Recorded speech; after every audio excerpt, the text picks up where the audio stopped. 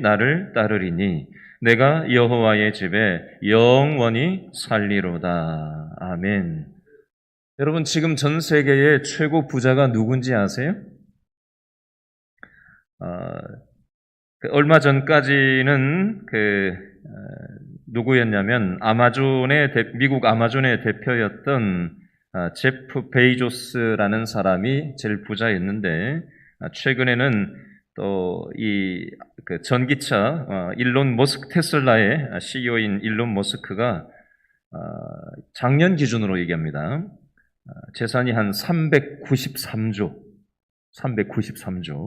정도 된다고 하는데요. 지금 현재는 그런데 역사적으로 봤을 때 누가 제일 부자인가, 이 랭킹은 또 다른 문제입니다. 여러분, 록펠러라고 들어보셨어요? 미국의 록펠러, 석유왕이라고 하는 것으로 유명한데요. 이 록펠러가 석유 산업에서 독점 사업을 한 90% 정도, 미국에서 석유 사업을 한 90% 독점을 했었다고 하는데요.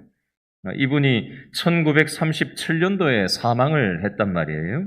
그때 당시에 록펠러의 재산이 그때 당시에 14억 달러였는데, 요즘 돈으로 환산을 하면 4,090억 달러가 되고, 이걸 우리나라 돈으로 환산을 하면 531조 정도 된답니다. 그러니까 요즘 테슬라의 일론 머스크도 393조밖에 안 되는데, 록펠러가 요즘으로 환산하면은 531조라고 하니까 얼마나 엄청난 재산이 있었던 사람인지 좀 감이 잡히시죠? 자, 이 엄청난 부자였던 록펠러한테 어떤 신문 기자가 찾아와서 질문을 했답니다. 당신은 당신의 이 엄청난 재산을 가지고 만족이 되십니까? 질문을 했대요. 그랬더니 이 록펠러가 뭐라고 대답을 했게요? 아니요? 이렇게 얘기했답니다. 그러면 얼마나 재산을 모아야 만족이 되겠습니까? 그랬더니 록펠러가 이렇게 대답했답니다. 조금만 더. 여러분, 이렇게 엄청난 재산을 가지고도 이게 만족이 안 된다는 거예요. 조금만 더 가지면 만족이 된다고 얘기했을까요? 끝 없을걸요? 사람의 만족이라는 게 그래요.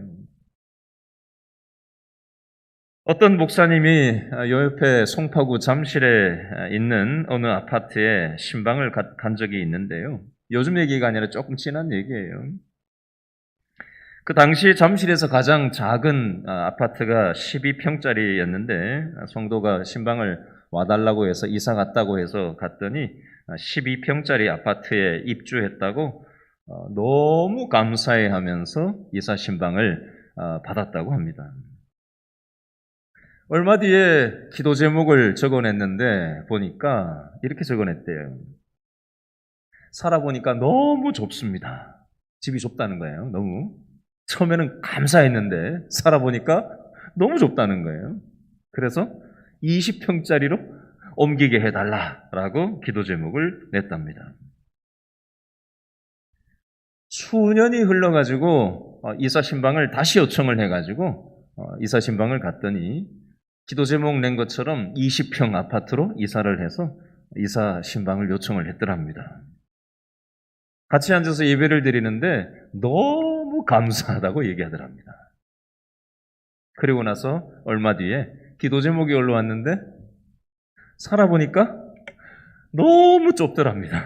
그래서 화장실 2개 딸린 32평 아파트에 이사 갈 수 있게 해달라고 기도 제목을 내더랍니다.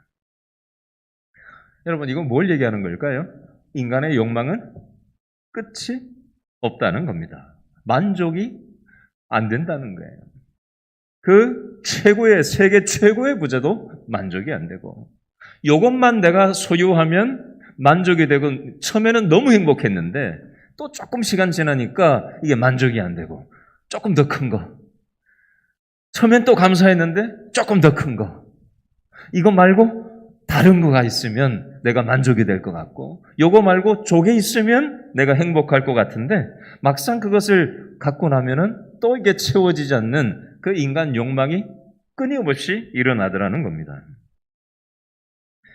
이 세상 모든 사람들은 욕망의 노예로 살아가고 있어요. 사람들은 욕망의 노예로 살지 않기 위해서 두 가지 방법으로 시도를 하곤 하는데요. 첫 번째는 욕망을 부인하는 방법을 사용했습니다. 욕망이 생기면 버리고 제거를 했어요. 동양의 종교와 철학들이 사용하는 방법이 바로 금욕주의적인 방법인데요. 그런데 아무리 욕망을 부인하고 버리고 없애버리려고 해도 해결되지가 않습니다. 예를 들어 보겠습니다. 어떤 사람이 노름을 하는데 노름을 하니까 이게 집안이 남아나겠어요? 재산이? 그죠? 다 탕진을 하고 열심히 번 거 다 그냥 집 날려먹고 집 문서 날려먹고 땅 팔고 이런 거 있잖아요. 도저히 안 되겠다 싶어가지고 실제 있었던 일입니다. 소염을 써는 작두 있잖아요. 그죠? 거기다가 손가락을 놓고 아예 잘라버렸대. 내가 노름을 안 하려고. 그 정도면 보통 가구가 아니잖아요. 근데 나중에 그 사람 집에 가니까 어떻게 하고 앉아있는지 아세요? 손가락이 없으니까 뭘로 해요? 발가락으로 바트장을 끼고 그렇게 하고 있더랍니다. 이게 사람의 어떤 욕망이라는 게 내가 제어를 하고 없애려고 한다고 해서 이게 인간 욕망이 쉽게 사라지는 게 아니거든요. 두 번째는요, 욕망을 해결하고 이제 채우는 방법으로 이제 접근을 한 부류가 있는데요. 욕망이 딱 생기면은 채우고 해결을 하는 거예요. 그랬더니 또 다른 욕망이 생기는 겁니다. 마치 조금 전에 12평짜리 아파트로 갔는데 너무 행복했는데 욕망이 채워졌는데 또 조금 지나니까 20평짜리 채우고 욕망 채우고 나니까 처음에 너무 행복했는데 조금 지나니까 이게 또 좁아. 불평해. 그래서 화장실 2개 딸린 또 다른 집으로 이사 가야 또 욕망이 채워지고 거기 이사 가면 또 채워질까요? 또 다른 거 찾겠죠. 집만 그럴까요? 다른 영역도 마찬가지라는 겁니다. 욕망이 채워지고 해결되면 또 다른 욕망이 끊임없이 욕구와 욕망을 채워도 끊임없이 이 욕망은 계속되더라는 것입니다. 자, 오늘 본문 시편 23편에서는요. 돈을 가져도 만족하지 못하고 집을 가져도 만족하지 못하는 끝이 없는 욕망의 노예로 살아가는 우리들을 향해서 욕망으로부터 자유롭기 위해서 어떻게 해야 되는지 오늘 본문에서는 말씀하고 있어요. 시편 23편 1절 말씀 한번 더 읽어볼까요? 23편 1절 시작. 여호와는 나의 목자시니 내게 뭐가 없다? 부족함이 없으리로다. 만족이 된다는 거예요. 누구 때문에? 하나님 안에서 만족을 누리고 있는 이 시편 저자의 고백이 나와 있어요. 자, 성경은요, 욕망을 제거할 수도 없고 그렇게 한다고 인간의 욕망이 해결되지도 않는다라고 말씀하고요.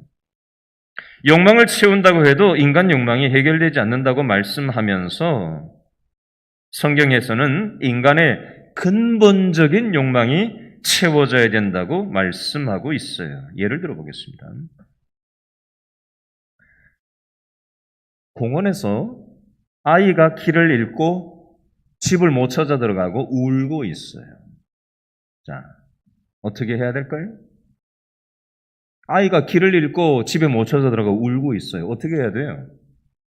장난감을 사줘야 됩니까? 먹을 걸 사줘야 돼요? 아니면 놀이공원에 데리고 가가지고 놀려줘야 됩니까? 여러분, 장난감 사주면 순간 아이가 좋아할 수 있겠죠. 먹을 거 과자 사주면 사탕 사주면 아이가 당장 입에 담궈 들어갔으니까 좋아라 할 수 있겠죠. 놀이터에 데려가서 놀아주면은 당장 헤헤거리고 좋아라 할 수 있겠죠. 근데 잠깐 동안은 좋아하고 맛있어하고 재미있어 할 수는 있지만 그러나 그 아이가 필요한 건 그게 아니에요. 뭐지요? 이 아이에게는 집에 돌아가는 것이 필요한 거예요. 이 아이에게는 엄마가 필요한 거예요. 엄마하고 함께 있으면 아이의 근본적인 욕망이 채워질 수 있는 것입니다. 여러분, 이것과 같은 이치예요. 자, 시편 23편 1절, 여호와는 나의 목자시니 내게 부족함이 없으리로다. 여러분, 보이세요? 제 왼손, 손바닥에 보이세요? 안 보이죠? 멀리서. 여기 뭐가 있냐면요, 칼로 꿰맨 자국이 있어요. 어렸을 때 큰 식칼을 제가 어떻게 하다 갖고 놀았는지 모르겠는데, 여기 여러 바늘을 꿰인 자국이 지금도 이렇게 선명하게 남아있어요. 저는 기억이 안 나는데 어렸을 때 그랬대요. 여러분, 아이가 큰 식칼을 가지고 있으면 사고가 이렇게 나는 거예요. 그렇죠? 여러분, 부모는요, 아이가 원한다고 해서, 욕망한다고 해서 다 칼 달라고 한다고 칼 쥐어주는 부모는 없습니다. 정상적인 부모라면. 그렇죠? 부모가 보기에 아이가 아무리 욕망하고 원한다고 하더라도 아이가 잘못될 수 있다면 허락하지 않을 수가 있어요. 부모는 자녀가 잘 되고 안전하고 좋게 되기를 원하는 게 정상적인 부모의 마음 아니에요. 여러분, 하나님 아버지도 마찬가지라는 겁니다. 저와 여러분이 신앙생활을 하면서 하나님 앞에 어린아이처럼 막 조를 때가 있어요. 마치 칼 달라고 조르는 어린아이처럼 하나님 앞에 요것만 내가 획득을 하면 내가 행복하고 만족할 수 있을 것 같아서 우리는 하나님 앞에 막 조르는 아이처럼 하나님 앞에 달라고 그냥 할 때가, 때를 쓸 때가 있어요. 신앙생활 하면서. 근데 하나님이 보시니까 우리가 이거 쥐면 오히려 우리한테 해가 될 것 같거든요. 그러면 하나님은 어떻게 하실까요? 그거 안 돼. 기다려. 왜요? 우리는 어린아이 같아가지고 이게 있어야 행복하고 만족될 것 같은데 하나님이 위에서 내려다보시니까 이거 가지면 안 될 것 같거든요. 지금 가지면 안 될 것 같거든요. 그러니까 하나님은 안 돼. 기도를 응답하지 않으실 때가 있어요. 때로는 기다리라고 하실 때가 있어요. 지금은 때가 아니야. 근데 우리는 어린아이처럼 애들 안 주면 뭐라 그래요? 어떻게 해요? 울고 불고 그냥 막 발버둥을 치면서 그냥 떼쓰는 아이들처럼 우리도 신앙생활하면서 하나님 앞에 왜 안 주냐고 그렇게 하는 어린아이 같을 때가 있지 않습니까? 여러분, 육신의 부모는요, 저와 여러분이 육신의 부모잖아요? 그죠? 우리가 부모 노릇을 해보지만 얼마나 불완전한 부모입니까, 우리가? 그러니까 이게 잘못된 자녀 양육을 해서 수많은 실패를, 시행착오를 겪을 때가 있어요. 그런데 하나님 아버지께서는 완전한 분이시기 때문에 저와 여러분들을 돌보시는 일에 실패하지를 않으셔요. 때로는 우리가 욕망하는 것을 주지 않으시더라도 그것이 나에게 가장 좋은 것이라는 믿음을 우리가 가지고 기다리라고 하실 때는 기다릴 줄도 알아야 되고요. 하나님이 no, 안 돼 라고 하실 때는 이거 말고 이게 우리한테 좋은 게 아니구나 라고 깨달고 분별할 줄도 우리가 알아야 됩니다. 여러분, 선교사님 중에 허드슨 테일러라는 선교사님이 있어요. 들어보셨어요? 허드슨 테일러? 중국 선교사님이신데요. 옛날에요. 이 선교사님이 중국에 선교사로 가라는 하나님의 음성을 듣고 이제 중국 선교를 나가려면 돈이 있어야 되잖아요. 그죠? 가서 먹고 살아야 될 거 아니에요. 그러니까 교회를 찾아다니면서 선교 후원을 해달라고 이제 요청을 이제 하고 그렇게 다녔는데 그때 당시에는 중국에 선교사로 들어가는 사람이 없었던 시절이에요. 요즘은 뭐 추방되기도 많이 중국에서 추방시키지만 아예 중국에 선교사로 들어간 사람이 없던 시절이다 보니까 이 뭐 선교부도 꾸려져 있지 않고 아무 정보가 없던 그런 시절이란 말이에요. 그러니까 그런 나라, 중국이라는 나라에 중국 선교사로 들어간다고 하니까 아무도 후원을 하려고 드는 사람이 없었다고 합니다. 자, 이때 허드슨 테일러 이 선교사님은 어떻게 했냐면요. 내가 중국에 선교사로 들어가라는 하나님께 순종하면 사람들이 나를 도와주지는 않아도 하나님이 어떻게 해서든 나를 도와주실 것이다. 그래서 선교 후원금이 전혀 준비되어 있지 않은 상태에서 혼자 아무 대책 없이, 아무 준비 없이 선교사로 호롤단신, 재정적인 아무 약속도 없이 그냥 중국으로 들어갔답니다. 여러분, 하나님이 나의 하나님이라는 믿음이 있었기 때문에 이런 믿음의 배짱과 용기를 가지고 허드슨 테일러가 순종할 수 있었습니다. 오늘 시편 23편 1절에 보니까 여호와는 나의 목자시니 내게 부족함이 없으리로다. 어떤 목사님이 자신이 겪은 이야기를 들려주었는데요. 브라질의 김성준 선교사님이라는 분 얘기입니다. 이 선교사님한테 교회에서 선교 헌금을 딱 보냈는데 선교 헌금이 도로 돌아왔대요. 반대로. 왜 돌아왔는가 나중에 처음에는 알지 못했는데 그 교회에 어떤 목사님의 어떤 아는 전도사님이 네덜란드로 갈 일이 있었는데 네덜란드에 갔다가 마침 이 브라질 김성준 선교사님을 거기에서 만나게 됐대요. 우연히. 대화를 나누는데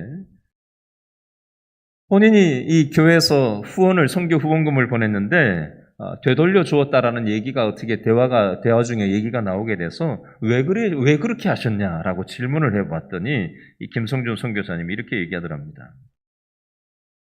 나보다 더 어려운 분들도 많은데 나는 지금 후원받는 것으로 만족합니다. 충분합니다.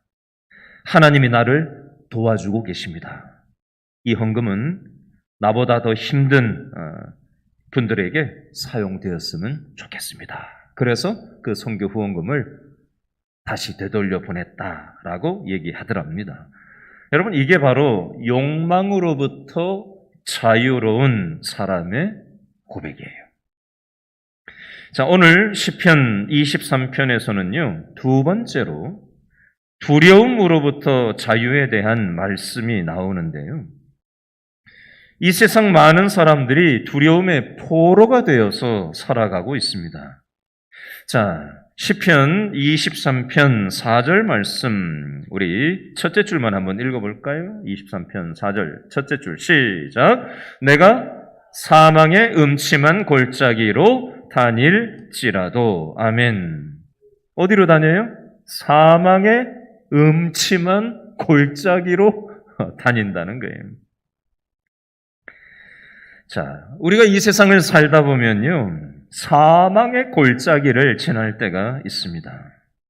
살다가 예상치 못했던 가지가지 질병이 찾아올 때가 있고요. 갑작스러운 사고를 당하는 사람도 있습니다. 이 중에 계신 성도, 오늘 예배 참여하신 분과 제가 며칠 전에 대화를 나눴는데 우리 이곳에 계신 우리 성도님의 지인이 자신의 자녀를 한 20년 전에 교통사고로 잃으셔서 큰 상심 가운데 빠져 있노라는 얘기를 다른 얘기를 하다가 우연히 며칠 전에 얘기를 나눴던 적이 있어요. 갑작스럽게 자녀를 잃는다고 생각해 보세요. 그게 얼마나 큰 무시무시한 일이겠어요. 갑자기 질병이 찾아온다고 생각해 보세요.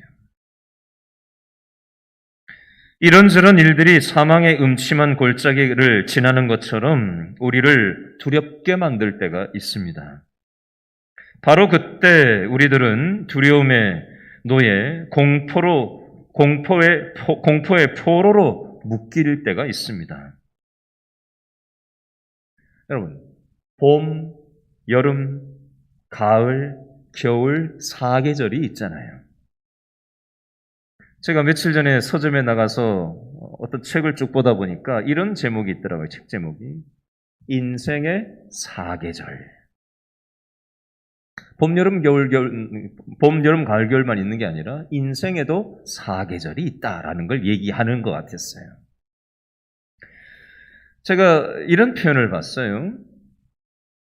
우리는 추운 겨울이 되면요, 꽃이 다 떨어지고 이파리도 한 개도 없는 그 황량한 쓸쓸한 눈 덮인 나뭇가지를 보면서 어떤 사람이 이렇게 표현하더라고요. 꽃도 없고 이파리도 없는 그 겨울에 눈 덮인 나뭇가지에서 우리는 봄을 상상할 수 없다. 봄에 또 꽃이 필 거라고 상상을 잘 할 수가 없다. 이런 어떤 표현이 있더라고요. 여러분, 우리의 인생의 겨울을 우리는 지날 때가 있어요. 재정적인 인생의 겨울을 겪을 때도 있고요. 진로에 대해서 인생의 겨울을 겪는 사람도 있습니다. 자녀 문제로 인생의 겨울을 지나는 사람도 있을 수 있어요. 건강 문제로 인생의 겨울을, 혹독한 겨울을 겪는 사람도 있습니다. 재정 문제로 혹독한 겨울을 겪는 사람도 있어요. 그것이 너무 무시무시한 두려움과 공포로 다가오면 도대체 내 인생에 봄이 찾아올 수 있을까? 돈 문제가 해결될 수 있을까? 내 인간관계의 이 어려움이, 이 무시무시한 인간관계의 이 꼬인 이 부분이 봄이 올 수 있을까? 상상이 안 되는 거예요. 너무 힘들면. 그 두려움이 우리의 마음을 꽁꽁 얼어붙게 만드는 거예요. 여러분, 신앙생활을 하지 않는 사람이나 신앙생활을 하는 사람도 인생의 겨울이 오는 건 예외가 아니에요. 질병 예외 아니에요. 각종 사건, 사고 예외일 수 없습니다. 신앙생활 잘 한다고 해서요, 질병이 안 오는 거 예외 없습니다. 신앙생활 잘 한다고 해서요, 사건, 사고로부터 예외일 수 없다고요. 이런 인생의 겨울이 우리를 두렵게 만들고 두려움으로부터 우리의 자유를 빼앗아갑니다. 이때 우리는 어떻게 해야 될까요? 자, 시편 23편 4절 말씀, 아까는 첫째 줄만 읽었는데요. 이번에는 둘째, 셋째, 넷째 줄까지 끝까지 한번 읽어보겠습니다. 시편 23편 4절 말씀 전체 시작. 내가 사망의 음침한 골짜기로 다닐지라도 해를 두려워하지 않을 것은 왜요? 주께서 나와 함께 하심이라. 주의 지팡이와 막대기가 나를 안위하시나이다. 아멘. 여러분, 우리가 사망의 음침한 골짜기, 인생의 혹독한 겨울을 재정 문제 때문에, 건강 문제 때문에, 인간관계 때문에, 자녀 문제 때문에, 진로 때문에 우리의 두려움으로 인해서 자유를 뺏기는 마음이 들었을 때 우리는 이 말씀을 꽉 붙잡아야 돼요. 우리가 이 해를 두려워하지 않을 것은 뭐 때문이라고 4절 둘째 줄에 얘기하죠? 주께서 나와 함께 하시기 때문이라. 주의 지팡이와 막대기가 나를 안위하시기 때문이라고 말씀합니다.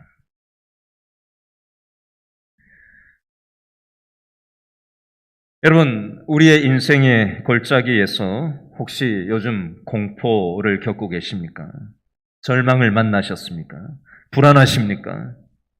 두려움이 있습니까?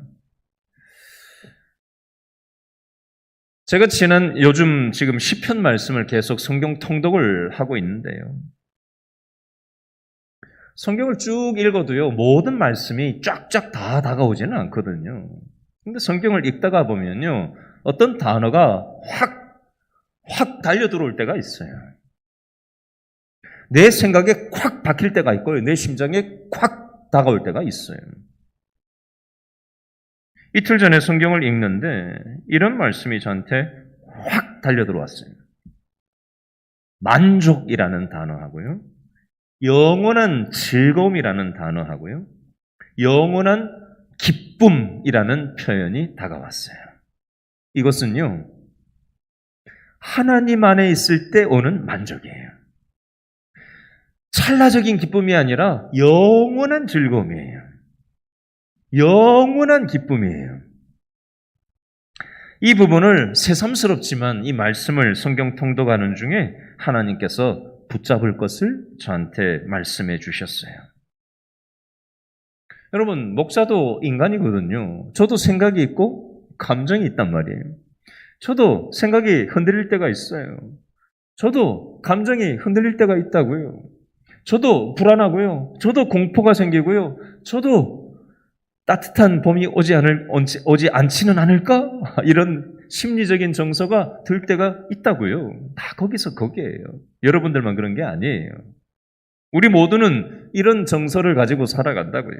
그러나 이런 정서 속에 이런 두려움 때문에 우리가 공포에 빠지고 자유를 뺏긴 상태로 살면 안 된다라고 말씀하면서 다윗도 다 경험했잖아요. 죽을 고비 수없이 넘긴 게 다윗이잖아요. 근데 다윗이 뭐라고 얘기해요? 나는 두려워하지 않는다. 왜요? 주께서 나와 함께 하시기 때문이다. 주의 지팡이와 막대기가 나를 안위하시기 때문이다. 라고 말씀하고 있습니다. 자, 세 번째로 죽음으로부터 자유에 대해서 잠깐 얘기할게요. 제가 언젠가도 말씀드린 적이 있는데요. 20년 전에 제가 목동에서 부목사 하던 시절에 몽골로부터 선교사님 한 분이 비행기를 타고 딱 저희 교회 앞에 딱 도착을 하셨는데 쓰러지셨어요, 갑자기. 그래서 모시러 나갔다가 갑자기 앰뷸런스를 불러가지고 앰뷸런스에 같이 타고 제가 연세대 세브란스 병원에, 신촌 세브란스 병원에 응급실에 같이 바로 옆에 지켰던 적이 있어요. 근데 신촌 세브란스 병원 응급실 선교사님이 딱 누워 계셔서 제가 돌보고 있던 그 침대 옆에 침대가 하나 있고 또 옆에 침대가 하나 있고 세 번째 침대가 간이 침대가 하나 누워 있었는데 어떤 청년이 갑자기 실려 들어오더니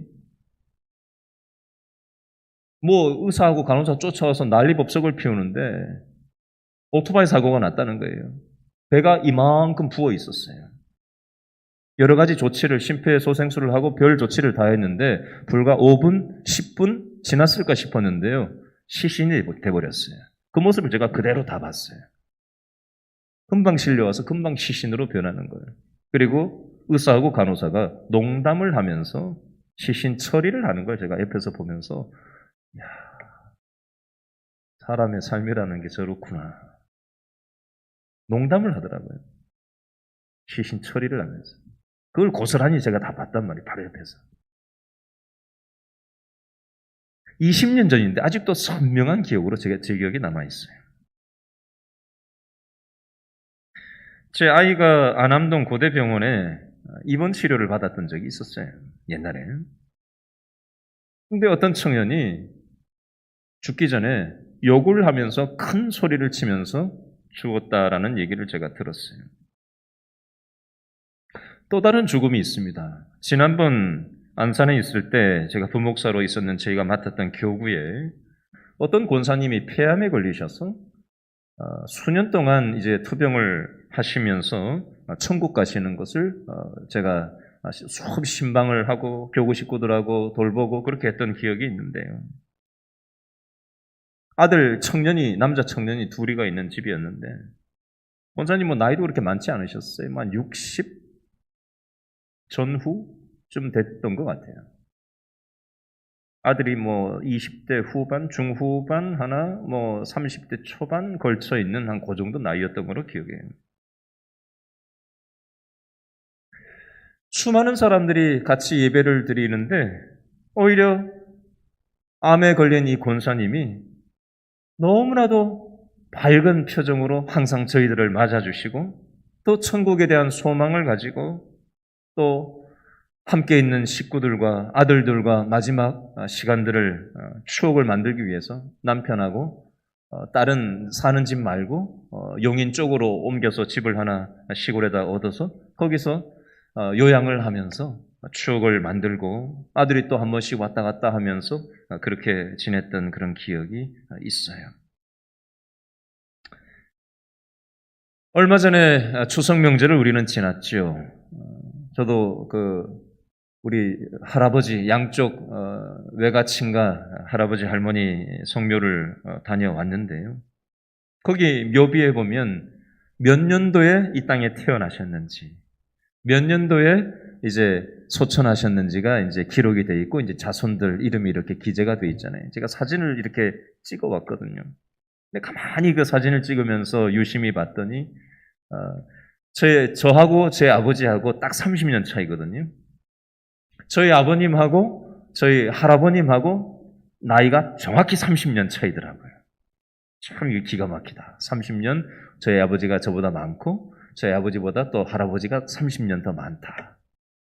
할아버지는 언제 소천하셨고 저희 아버지는 아직도 이제 건강하셔요. 연세가 있으시지만. 제가 그 묘를 다녀오면서 나도 언젠가는 또 이곳에 묻힐 날이 있겠다 하는 생각을 문득 해보게 됐습니다. 여러분, 우리들에게는 영원한 집이 있어요. 천년 만년 이 땅에 살지 않습니다. 현재 길동에는 107세가 가장 연장자입니다. 현재 제가 4만 5천 명 사는 우리 길동, 강동구 길동에 조사를 해보니까 107세가 현재 최고 연장자인데 100세 이상 된 분이 7분 계세요. 길동에. 천호동에는 3분 계시고요. 언젠가 우리는 이 땅의 삶을 마감을 하고 하나님 부르시면 우리는 순서 없이 갈 때가 있을 겁니다. 그렇죠? 사도 바울이 고백하잖아요. 내 육신의 장막집이 무너지면 사람들의 손으로 지은 것이 아니라 하나님께서 나를 위하여 예비된 그 영원한 집이 우리에게 있는 줄을 아노라. 우리에게는 영원한 집이, 이 땅에는 집이 없을지라도 영원한 집이 마련되어져 있습니다. 우리에게는 돌아갈 고향이 있어요. 우리는 현재 우리에게 주어진 삶을 최선을 다해서 살아야 되겠지만 영원한 집이 있다라는 사실을 기억하면서 오늘을 소중하게 여기고 내 옆에 있는 사람들을 소중하게 여기면서 오늘 하루를 의미 있게 살아가실 수 있는 저와 여러분 될 수 있기를 바랍니다. 기도하겠습니다. 이 세상 살아가는 동안 가지가지 욕망이 우리에게